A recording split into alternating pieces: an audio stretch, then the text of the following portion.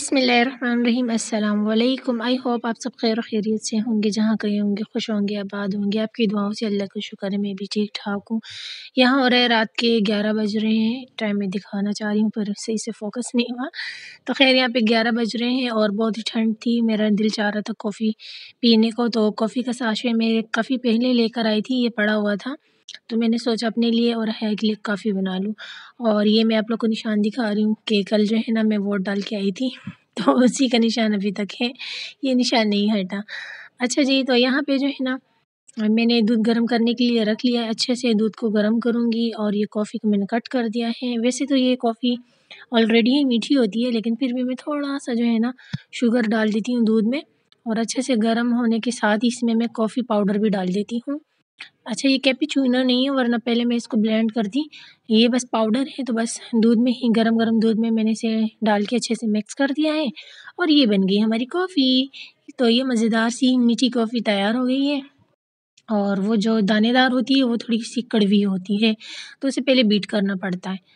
तो ये बस झटपट सी कॉफ़ी हमारी रेडी हो गई है।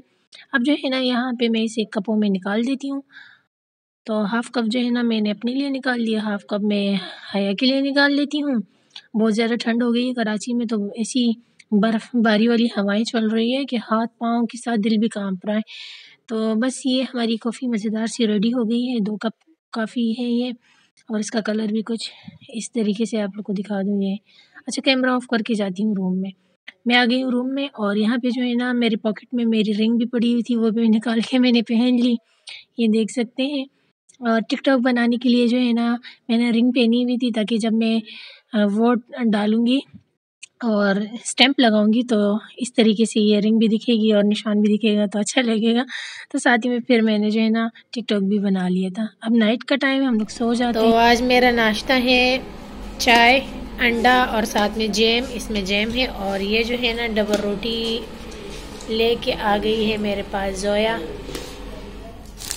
कट डबल रोटी खाएंगे हम, इसे कट डबल रोटी कहते हैं। ये है ब्रेड ना, तो इसे हम कट डबल रोटी कहते हैं। ये मेरा बेबी मेरे पास बैठा हुआ है। नाश्ते का टाइम, अच्छा घड़ी में सेल नहीं है इस वाली सुबह। तो जी ये मेरा आज का जो है ना नाश्ता मेन्यू, ये देखिए, ठीक हो गया तो चले मैं नाश्ते करती हूँ। और यहाँ पे जो है ना आप लोग को नज़र आ रही होगी दूध की भलाई। ये दूध की भलाई है जिसे मैंने फ्रीज़र में फ्रीज़ किया हुआ था। फ्रिज हमारा जो है ना बंद है, तो इसलिए मैंने फ्रीज़र में ही रखा हुआ था। आप चाहें तो इसे फ्रिज में भी इसी तरह से फ्रीज़ कर सकते, जमा करके रख सकते हैं। तो सारी की सारी दूध की भलाई जो है ना हम लोग इसी तरीके से जमा कर लेते हैं, और उसके बाद फिर ना हम इससे निकालते हैं देसी घी। ये मेरी अम्मी वाला स्टाइल है। अम्मी यहीं पे खड़ी हुई है, तो अम्मी ने कहा यहाँ पे जो है ना फ्लेम ऑन कर दो, ताकि इससे जो है ना दूध मैं दिखाती हूँ कि हम लोग किस तरीके से निकालते। लोग इसने भी काम करना छोड़ दिया, एक तो मुझे बड़ा डर लगता है। चलो अब ट्राई करते हैं, बिस्मिल्लाहिर्रहमानिर्रहीम। तो इससे हम लोग निकालेंगे देसी घी, घर का बना हुआ। शर्मा के रखा। अम्मी जी मेरी अम्मी जी आ गई है।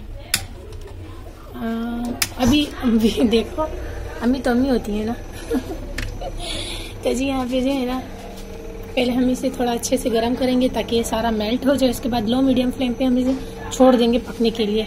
बीच बीच में उधर इधर आते जाते जो है ना चमचा मारते रहेंगे ताकि नीचे चिपके ना। और जो है ना ये मेल्ट होना शुरू हो गया। थोड़ी देर बाद दिखाती हूँ जब सारा मेल्ट हो जाए अच्छे से। और ये जो है ना ये मेरे अबू लेकर आए हैं, ये गैस है, ये मैंने इसमें डाल देना है। और यहाँ पे जो है ना मेल्ट होने लगा। ये देखिए बच्चे भी आगे खड़े हो गए कि आप लोग जो है ना आनी ये गैस इसमें कैसे डलता है, हमारे सामने डाल के दिखाओ। तो मैंने कहा अच्छा 1 मिनट करती हूँ। ये क्या है? ये जो है ना दूध की भलाई है, इससे मैं निकालूंगी देसी घी। हाँ जी, फिर उसमें हम बनाएंगे देसी घी के पराठे।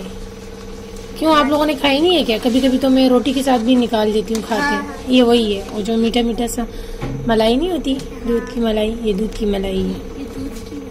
हाँ जी, चलो दिखाती हूँ थोड़ी देर बाद। इसको हमने ओपन किया, और जो है ना बैक साइड पे छोटा सा जो है ना वॉल है, इसका सुराख है, इसको फिक्स किया। और उसके बाद जो है ना इसको थोड़ा 1 मिनट कर रहा है। हो रहा है ना, ये कम हो रहा है और उसमें जा रहा है, चला गया। देखूंगी मैं कितना गया है।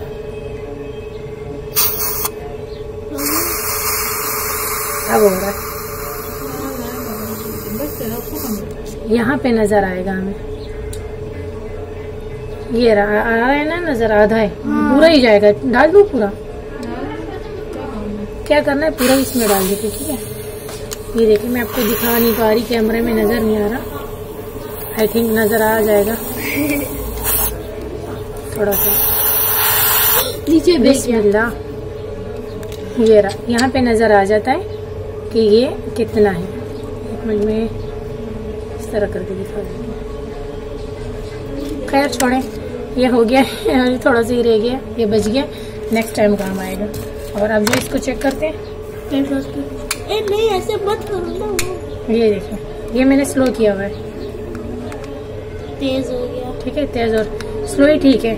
और अब जो है ना इसको लॉक कर देते हैं, यहाँ से साइड पे रख देते हैं और इसे सेव करके रख देते हैं। और जो है ना फिर ये उबलते उबलते उबलते लो मीडियम फ्लेम पे, तो इस तरीके से हो जाएगा। आपने जो है ना डरना नहीं है कि ये तो सारा दूध दूध बन गया है, ये हल्का हल्का सा जो है ना ये घी निकलना स्टार्ट हो गया है, ठीक है। लो मीडियम फ्लेम पे पकता रहेगा। थोड़ी देर बाद फिर मिलते हैं, आधे घंटे बाद।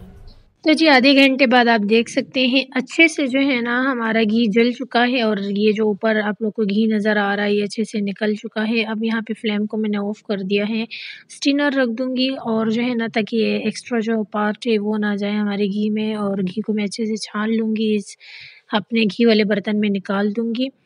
और ये देखिए ये मज़ेदार सा देसी घी हमारा रेडी हो चुका है।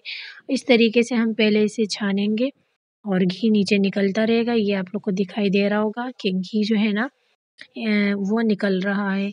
तो अच्छे से पहले हमने इसको जलाना है लो मीडियम फ्लेम पे, उसके बाद ही जो है ना घी निकलना खुद ही स्टार्ट हो जाता है। और ये जो बाकी के जो पार्ट है ना इसको जो है ना हम इसमें वापस डाल देंगे और फिर से मैं इसको छान लूँगी और फिर मैं चम्मच से ऊपर से थोड़ा दबा दबा के भी निकाल सकती हूँ, क्योंकि वो फिर जो है ना घी सारा उसी में जम जाता है। और गरम-गरम इसलिए निकाल रही हूँ, ठंड है ना तो ठंड में जो है ना घी जम जाता है, तो इसीलिए इसको गरमा-गरम ही निकालें। और अब मैं चम्मच से इसको दबा-दबा के इसमें से घी निकाल दूँगी और जो ऊपर का पार्ट है ये एक्स्ट्रा बच जाता है, इसको मैं फेंक दूँगी।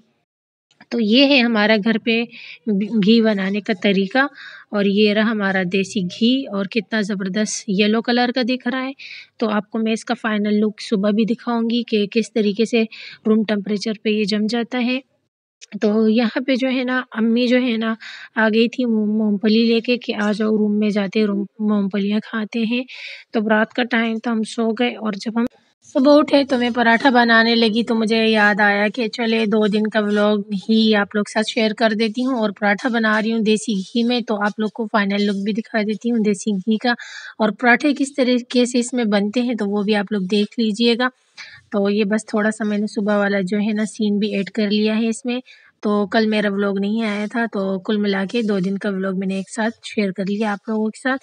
तो अब अगर आप लोग चैनल पे न्यू हैं तो चैनल को कर दें सब्सक्राइब, वीडियो को कर दें लाइक।